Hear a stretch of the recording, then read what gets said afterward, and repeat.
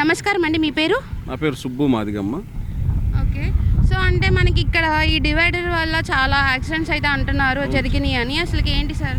అంటే వాస్తవంగా ఇక్కడ సిగ్నల్ ఏర్పాటు చేయాలి. ఏర్పాటు చేయకపోవటం వల్ల అతివేగంగా రావటం, గుద్దుకోవటం, చిన్న బళ్ళు చాలా అంటే హెవీ వెహికల్స్ ఎట్లా పడితే అట్లా రాంగ్ రూట్లో రావటం, ఈ చిన్న వెహికల్స్ వాళ్ళకి ఇబ్బంది అవ్వటం, వాళ్ళు ఆపుకోలేక ఎక్కడో చోట గుద్దటం ఇట్లా జరిగిపోతూ ఉన్నాయి. అంటే నైట్ టైం మీరు ఏమైనా ప్రాబ్లమ్స్ ఫేస్ చేశారా ఈ రోడ్లో వచ్చేటప్పుడు? నైట్ టైం అంటే అది చెప్పేది ఏం లేదమ్మా. ఇక 2 వీలర్స్ మీద మేము ఇటే వెళ్తూ ఉంటాం.